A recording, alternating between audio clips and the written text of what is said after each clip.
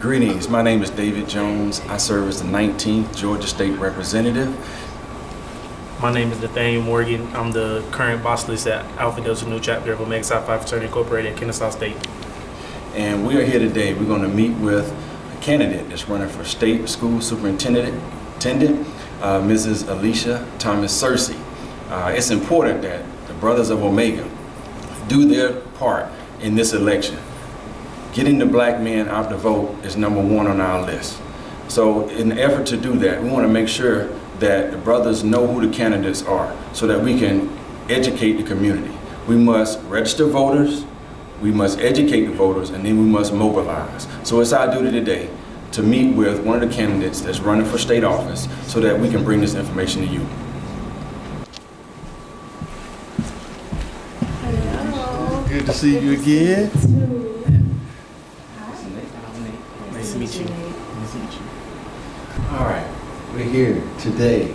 Thank you for Excited to joining be us. here. Yes, Thank yes, you. yes. And congratulations. Thank you, I appreciate it. Just following you, I know you've been all over Georgia, and you've really been humping. And I've been kind of watching you on the social media front, just all the places that you've been. I don't really know how you keep up with your schedule, but it seems like you're doing it. Yes. I have a fantastic team of people who make sure I'm where I need to be, and I just kind of focus on whatever it is for that day. But yes, it's a statewide race. We're going to need almost 3 million folks, and so we've got to get to as many places as we possibly can, which is why this opportunity is so important because of your statewide reach and just talking about how important this election is. So I really, really appreciate it. Appreciate you. Now, I've seen you over the years. You Cobb County, I've been in Cobb County. We've never really had a sit down, but we've NAACP and some other events where you've hosted and done a lot of different things. But if you had to tell the people, like, who are you, and kind of what are you representing, what brings you to this point in your life that you're actually running for state school superintendent? Yeah, sometimes I'm still like, am I really doing this again? Because I don't like politics. And I know that sounds crazy to run for office and not like politics. But I don't like politics because I think you can get lost in the lies and the rumors and, commercials and all that stuff. And at the end of the day, I'm a real person, right? I'm a mom of 3 school-age children. I'm married to a retired state trooper. I'm also a former state legislator. So to your point, I was elected to the Georgia House of Representatives at 22, right after college, and was the first African American elected from Cobb County, and served 6 terms and spent most of that time working on education issues. I've also worked on voting rights issues and healthcare and the things that matter to our communities. But for me, education was always the thing that bubbled up. I also grew up in the NAACP, as you mentioned, and for me, public education is a civil rights issue of our time. And so I first worked on it as a legislator, then went back to school, got a master's degree in education leadership from KSU. My undergrad is in Spelman, by the way, and became a superintendent. I went through a couple of training programs and became a superintendent and made my educational impact that way, if you will. And I was happy being out of politics, frankly. But when I look at our education system now, the challenges that we're facing in terms of student achievement, in terms of teacher burnout, in terms of the fact that we're still delivering this telegram education to a TikTok generation, I said, I have the experience and the background, clearly the passion, and the ideas. And so I'm going to offer myself again because we have to fix our public education system. For the first question that I have for you is kind of one that I reached out to a couple college students about. What is the importance of us as college students voting for a state superintendent, being that we're in college? So, like, how would it benefit us? Love that question. So you are not that far removed from the K-12 system, right? For you, it's 2 or 3 years. And so you know more than I do, frankly, about what's working and what's not because you were there. And I think college students need to think about what was the education system that I had? Did it work? What was the challenge? you and I talked about the fact that in the school that you went to, they never took you on a college tour. And I was blown away, right? And I'm still in shock that we talk about how important a college education is, but we don't spend the time and the resources investing in students to expose you to what college looks like, right? Sometimes if you come from a family that your family didn't go to college, and I'm in that situation. Neither of my parents went to a 4-year college. I had no idea what a college experience was like. But going to visit a college and having conversations about the expectation that I was going to college put that on my radar. And so there are many things like that within our public education system that are just not working. And so I want you to care because I want you to want to create a system that you didn't have, right? So for the young people that are coming after you. I also think when we talk about the K through 12 education system and when you have strong leadership, there really should be a connection between birth, the K through 12 system, and post-secondary options. And of course, that's, in your case, college and universities. But currently, we don't have that intentionality. We don't have those departments working together to think about when you're going through the university system, what are the skills, the courses, what are the things that we want you to have when you leave that system? So that if you're going into employment or you're going into entrepreneurship, whatever it is, we need to be intentional about from the time you are born in the state of Georgia to the time you finish your college education, that we are thinking about what that experience is and what you're prepared to do. So absolutely, I want you to care, all of the college students, to care about the K through 12 system because it directly connects to you, either the experience that you had or didn't have, and what will happen to you once you graduate from college. Thank you. Back in 2008, it seemed like the election 2008 came along. Push was working, say, white women and college students, right? And now data has showed that African American or black men, are not really getting out to vote. Maybe registered, but they're not voting. I was sitting at the barbershop yesterday.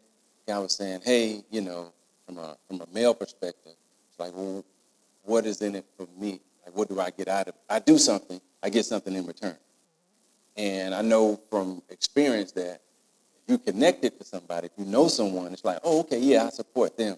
But if you don't have any stake in the game, then you feel like, okay, why vote? So, what would you say to black men that they do have stake in the game and they should vote for what reason? Yeah. So let me say something that's probably going to be unpopular, but if you've ever met me, then that's not going to surprise you. I think where we have failed in politics, in some of our organizations, is that we wait until the election to talk to people about the issues that matter to them. And I think black men not voting, particularly in this primary, I'm sure you know what the number is, but it's a huge number. I think it's partially our fault. And our meaning, again, some of our organizations, those of us who are running for office, people who are associated with the party system, we've got to do a better job of getting people engaged outside of the elections. I also think the things that we talk about need to matter. So I think all of us have to vote. There's no question about that. I was just in a meeting reminding people that we come from a people who died for us to have the right to vote.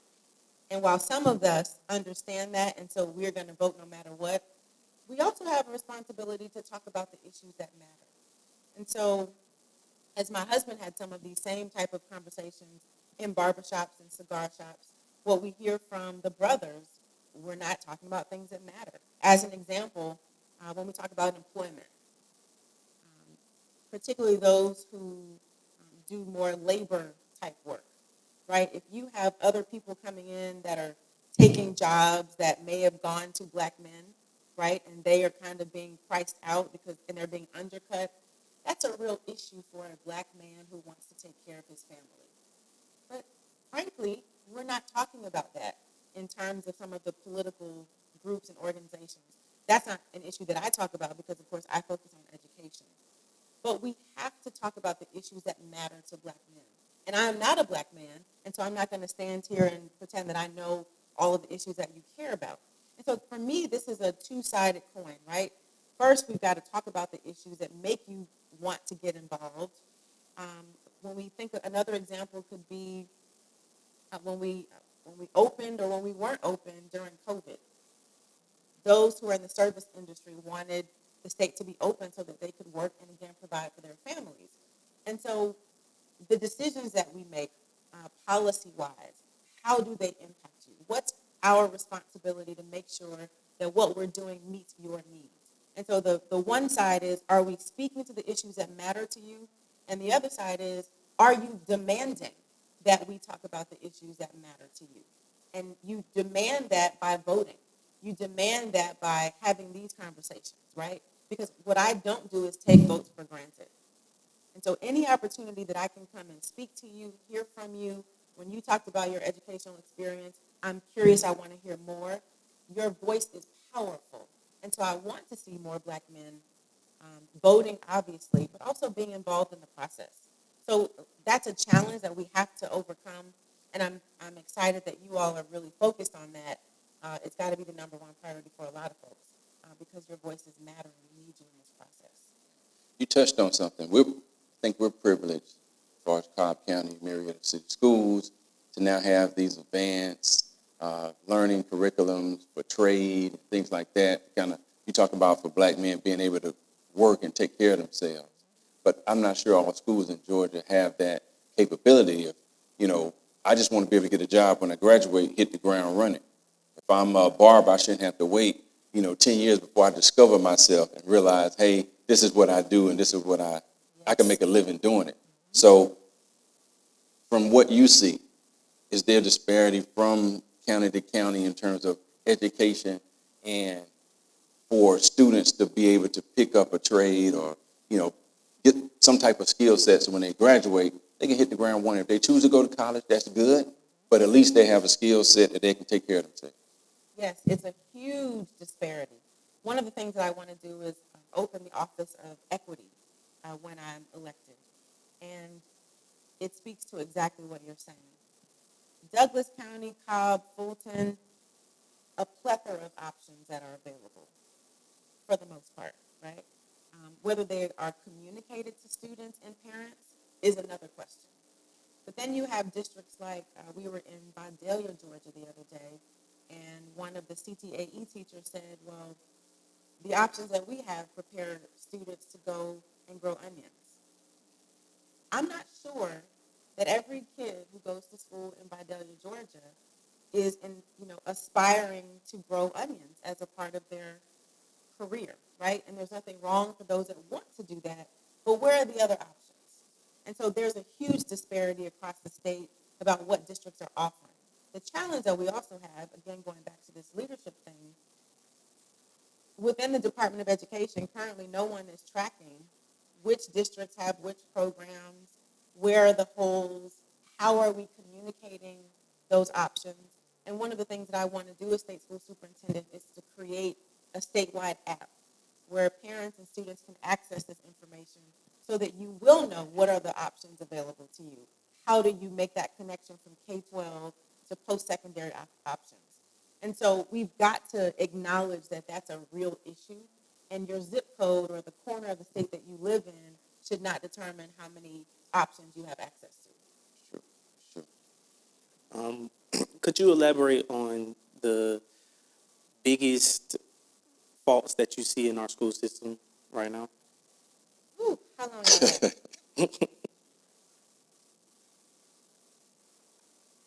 What I'm focused most on is school safety. I talk about how we won this great election on May 24th, won the primary, awesome, won all 159 counties. I was in a four-way race. Thank y'all for voting for me, all that good stuff. But we really couldn't celebrate because of Uvalde, right? That was the day of the Uvalde shooting. And we have a 15-year-old who went to school on May 25th, and we were afraid of what could happen. And so when she came home from school that day, we sat at the kitchen table talking to her, how are you feeling? What are you thinking?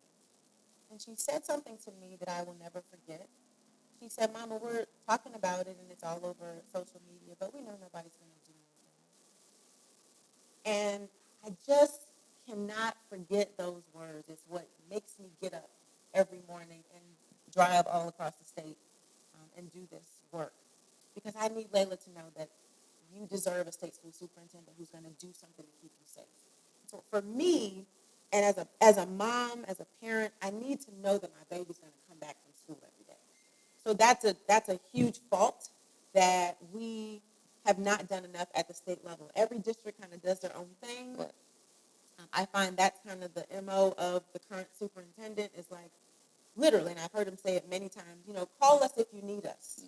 But when you have those kinds of disparities where like we did these safety town hall meetings across the state, in Columbus we learned that only in high schools do they have school resource officers. Right.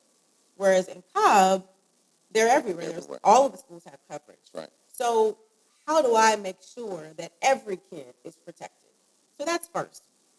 Second for me is teacher burnout. Teachers have been disrespected and unheard and overwhelmed with work. And then I think even more so now that COVID is over, right, supposedly. But thinking about what our babies have dealt with for the last 2 years. And then putting that on teachers on top of now we got to make you catch up because there's learning loss and you've got your own mental health issues and all of this stuff. And if we don't protect the teaching profession, if we don't address the issues that are happening with teachers in classrooms, you can hang up having a high-quality education system. And so those are two things that I feel very strongly about in terms of what we've got to focus on. But I would also add to the list very quickly funding. We have an antiquated school funding system that we've not addressed since 1980s. Were you born in the 80s? No, I was You I know was what in I'm saying? 2000. I was barely born then.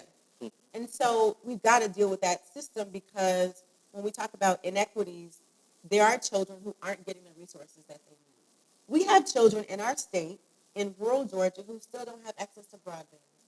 So for the last 2 years when we've been out of school, in school, virtual and not, what happened to their learning? So we've got to deal with broadband. We've got to deal with funding. We've got to deal with special education. And then as I alluded to earlier, we've got to create this system that actually works for our kids. I don't need to tell you how boring some of your classes were and how it felt meaningless and how am I going to use what I'm learning in my real life. Did you ever ask yourself that question when you were in school? Yeah, to this day, I don't know when we use Pythagorean theorem. And so what if instead students were learning the skills that they needed to go and work at your company, right? That they were prepared to go into the workforce of the 21st century and not to go and be farmers, which some will do that, but we ought to have all of these options available. One of the things that I'm excited about is I'm working with one of the labor unions to talk with school districts about apprenticeship programs and pre-apprenticeship programs. So students have the ability to learn and earn while they're in high school, graduate, and again, whether they go to college or not, they can enter into these jobs that are paying livable wages. So that's the kind of education system that I think we need, but where we are right now still looks like the 1800s. So there's a lot of work that needs to be done.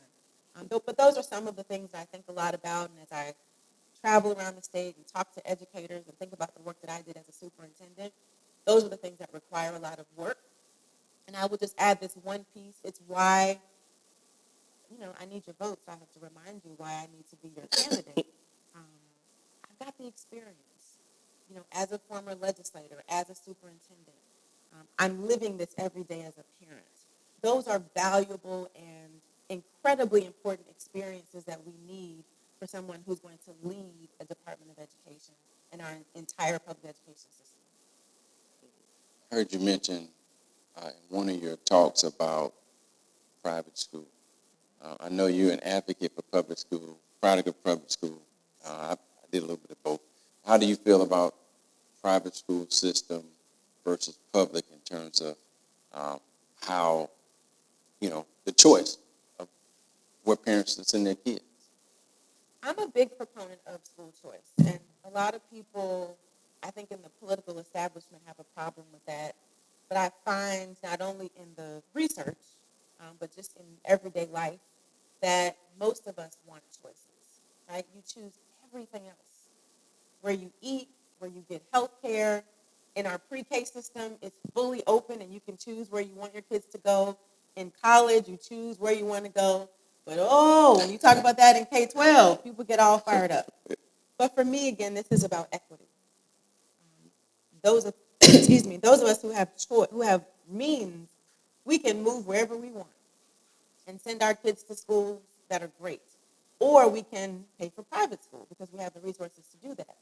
But if your mama don't have that kind of money, right, you probably are going to have to go to the school that you're zoned to go to. And then we're going to pray that that's a good school. And then we're going to pray that it's a good school and that has great teachers. So you got a whole lot of hoping and praying.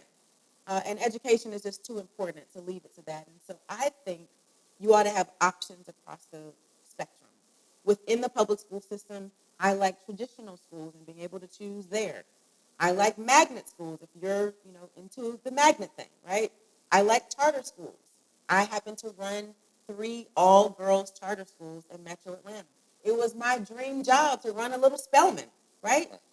And those are the things that we need because I don't think one size fits all. In terms of private school, I also think parents should have that option. We happen to have one opportunity where you can use public funds for private schools, and that's for kids who have special needs. And if I'm honest, when I was in the legislature, I didn't vote for that bill. But now that I'm out and I talk to parents and understand that sometimes our schools can't meet the needs of all of our children, I understand why parents want that option. As state school superintendent, my job is to focus on public schools, and that's what I will do. I also believe that parents should have options within the private system. And I think when we talk about reimagining public education, I would love to see private and public schools work together. I think there's so many innovations in private schools because they don't have all the restrictions of public schools. And so we could learn some things, right? We could train teachers together and train school leaders together and share best practices. And so I want us to get out of the policy, the political stuff with education and choice and all that, and just let parents do what they think is best for their children. So when you are elected, Yes, say that again. what changes can we plan to see within the first few months of you filling the duties as state superintendent? That's always a hard question to answer. It's a great question. I mentioned the Office of Equity. I also want to open the Office of the Teacher Advocate. I want a full-time staff focused on what do teachers need.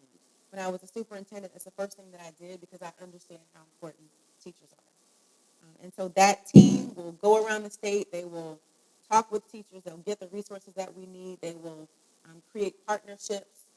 One of the things I'm very proud of is that I have the support of almost 100 clergy across the state. And I've said to them, I want your name on this piece of paper that tells everybody you're with me, but I also want you to partner with me. I want you to be connected with schools and school districts and help provide some of these services, get parents engaged. So there's a lot of work that needs to be done there. But I also got to spend some time assessing what's happening. As I hear from staff who work in the Department of Education or legislators or other people, there are a lot of things that need to be addressed in terms of funding, in terms of how programs are run. And so I want to spend some time assessing what's going on. I think good leaders first listen.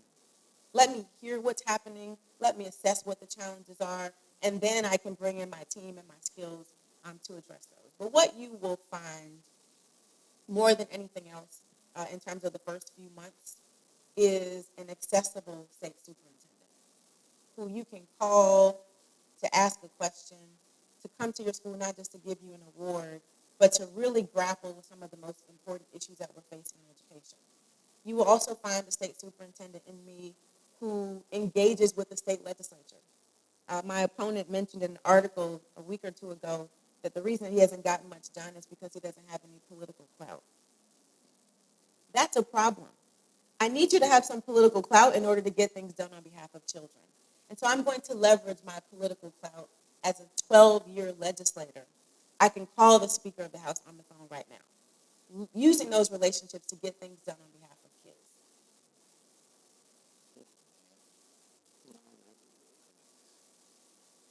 I do a lot in the schools, right?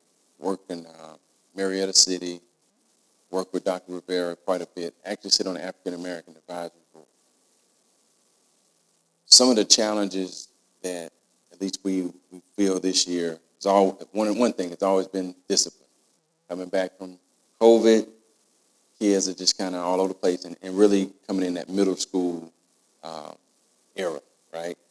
Trying to get adjusted from coming from elementary, now middle, And ready they for high missed, school. They right? missed, yes. Those 2 years And they of missed. adjusting. Yeah. You have any thoughts around trying to get the kids back to coming to school and just focusing kind of on the discipline? I know it's a school thing, it's a school by school, and I know you're kind of going to be looking at all of the issues and discipline, but is there anything that you could do to kind of help or assist principals, school districts in discipline, in the discipline area?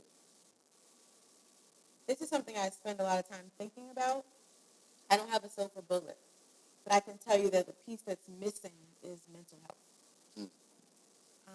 I don't know if people stopped and said to themselves, these babies have missed life as they know it for 2 years, in the most formative years of their lives, right? So whether you're talking about elementary school children who are supposed to be learning how to read, kindergarten and first grade, from teachers who've had masks on the entire time. Think about that for a minute, right? Kids who are at home where there's 4 children and 2 laptops. Think about the lack of socialization, sitting behind a computer for all those hours, probably getting subpar instruction in a lot of cases. And then we just say, whoop, school is open, come on back. And we didn't even talk about the things that many of these babies might have been seeing for the last 2 years that they may have been shielded from because they were going to school every day. And so I wish we could just stop for a minute and just say to the babies who are acting up, what's wrong? Nate, are you okay? Are you hungry? Are you hungry? I noticed you've been wearing the same pants for the last 4 days. Come into my office and let's have a conversation. But we put so much on educators that they don't even have time to breathe, much less figure out why Nate and John and Keith and Eddie and everybody else is acting a fool, right? And so we've got to stop for a minute and think about the human side of children and what they need. And I think that dealing with those mental health issues, putting more mental health resources in place is going to be critical to dealing with these discipline issues. You're never going to hear me say, throw down the book, let's suspend them more. These are children who may be missing out on a lot of things. Do we need order in our classrooms? Absolutely. Do we need to support teachers who are trying to teach and they got kids throwing things across the class and they're being cussed out? We've got to support them as well. But we need to make sure that we implement these mental health resources so the kids can be served and we can address all of the other issues socially, right, that are keeping them from learning and being able to receive what we're trying to give them. Yeah. Another thing that comes up quite a bit is school improvement. You really are very involved. That's a very education term. Well, we see a lot, and it's across the state. I'm sure it's in everybody's school district where certain schools get all of the improvements and others, end up taking the leftovers or whatever money just allocated at the bottom. It may be instructional equipment or you just need a roof. Right. Do you see any of that? I mean, just in your dealings, and are you involved in that from a state superintendent? Is that part of under your umbrella? So by the Constitution, it is not. The primary role of the superintendent is to oversee the Department of Education, which, of course, oversees all of these state and federal programs, and then to serve on the State Board of Education as an ex officio member. So as laws are passed at the legislative level, they then come over to the Department of Education, and they pass these policies that districts will follow. And so based on those 2 things, not directly. But here's what good leaders do. They do more than what's on the paper, right? And So yes, I see these inequities across the state. One example that I use, sorry for my friends in DeKalb, the babies who were on TV a few months ago because they had these social media videos about their conditions of their school. And then when we found out about this school, we then learned that there are 27 more schools that are worse than that, right? And if those kids had not done these videos, the general public may not have known that those challenges existed for those children.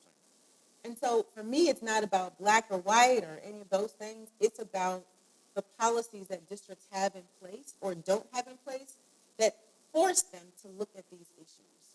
And so I think something can happen at the legislative level. It's, again, why having this experience is so important, to cause districts to think more equitably about their decisions. But it's also why I want to create this Office of Equity in my office, because I want to look at these things. I want to assess what's going on. I want to do report cards for districts so that we will know exactly when you talk about educational resources, facilities, discipline rates, all of these things I want us to measure because, of course, what you measure is what matters. And then if we find that districts are not doing what they need to do, then we might need to go and get that stick and force them to do right. What I am going to be as state school superintendent is a champion for students. And what I will not stand idly by and watch is children being mistreated, students not getting the resources that they need because of their zip code or because of the color of their skin or because their moms aren't the loudest at the school board meeting. Yeah, and I guess one thing for you or whoever, will become school superintendent, it does not take away the responsibility of the parent, because it's tough trying to get and advocate for a student when the parents are really not involved. We see you on Friday at the football game, Right. but if something goes on in the middle of the day, and someone has to step in, it's hard to get parent involvement within the schools. And I think that's just across the board, but, just advocating for teachers and administrators within the school that you don't necessarily, yes, we can put you in office, but we still got to do our part. Absolutely. Still have to do our part. And just to kind of, I guess, close it out. I got one more question. Okay. So senior just made me think of something that I didn't have. So I went to a public school, and some of my friends went to private school, and they were taught how to take the SAT and the ACT and testing and such things like that. Me going to a public school, we mostly covered the curriculum, and that was it. Do you feel like being taught how to take those tests could help benefit us getting into college better? Absolutely. Talking about testing is a whole different conversation. Don't get me started on that. I think you are taught how to take a test in public schools, just not that one. Mm-hmm. And that's the problem. Yes. We're focused on the wrong things. And I think we overtest children, and the stakes are so high when you take the milestone and those That's other right. assessments. But those aren't the same as taking the SAT to help you get into college, No. right? And so, yes, I believe that you must have opportunities to learn how to take that test.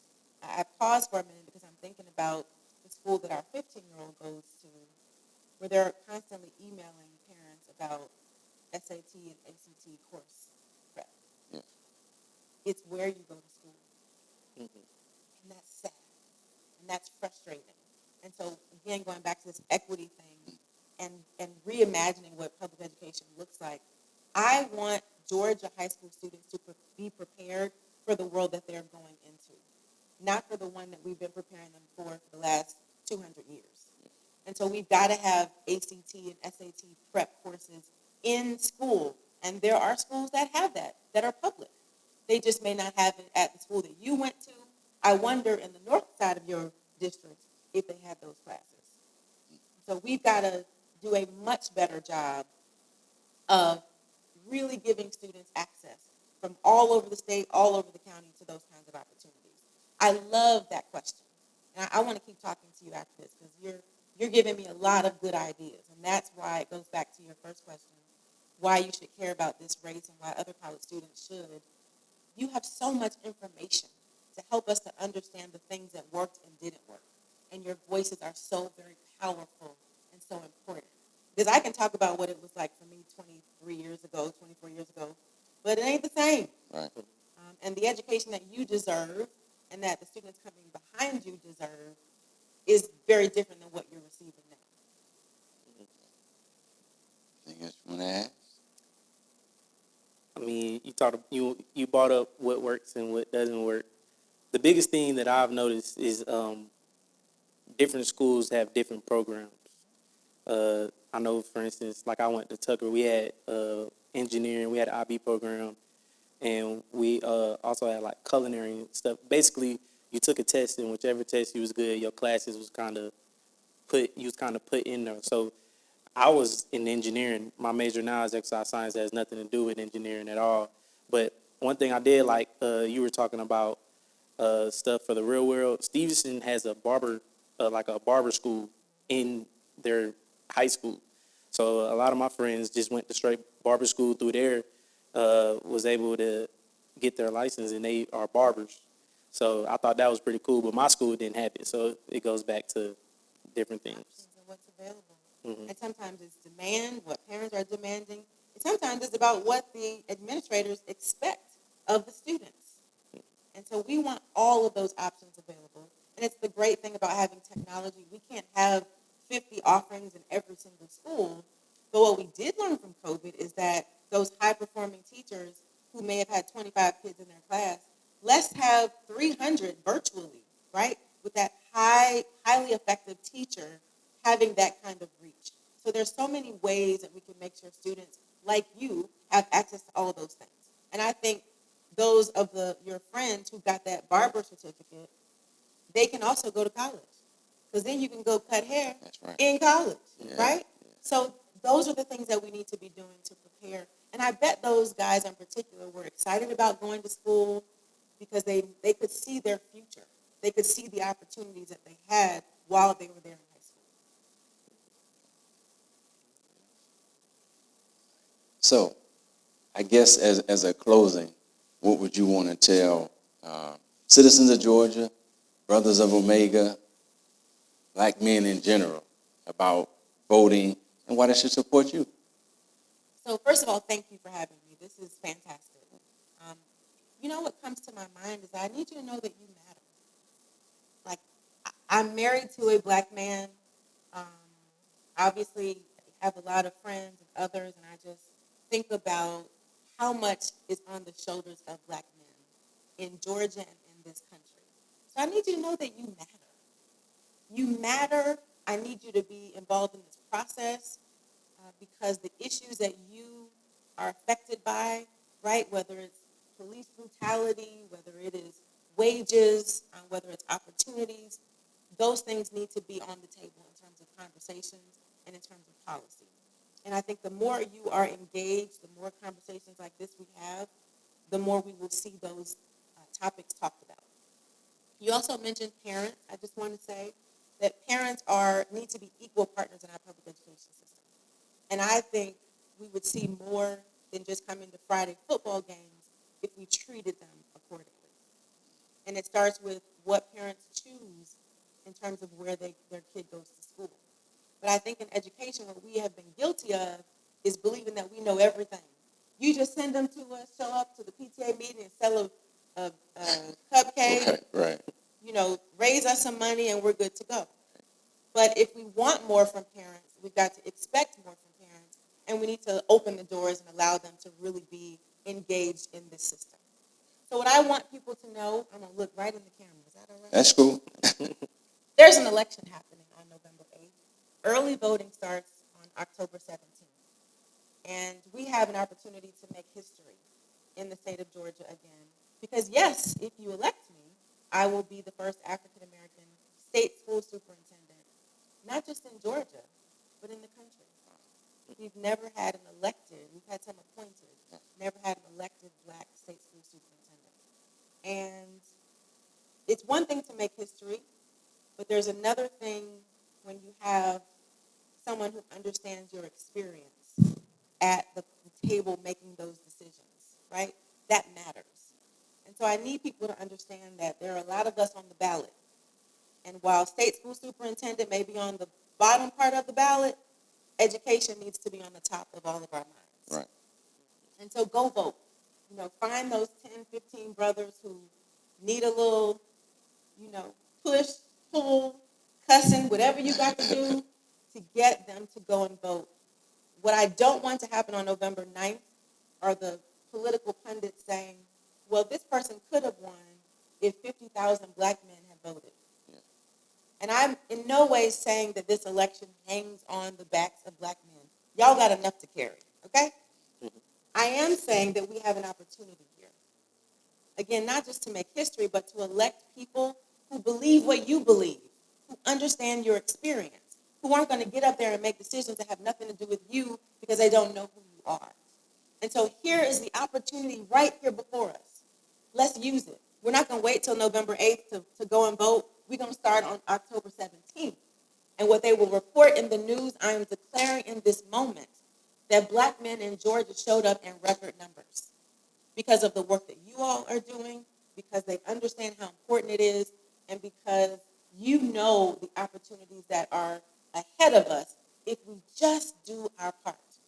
And what I can promise you is that when we are elected, you can't stop there. You have got to hold us accountable. All the things that I said sitting on this stage, I need you to hold me accountable.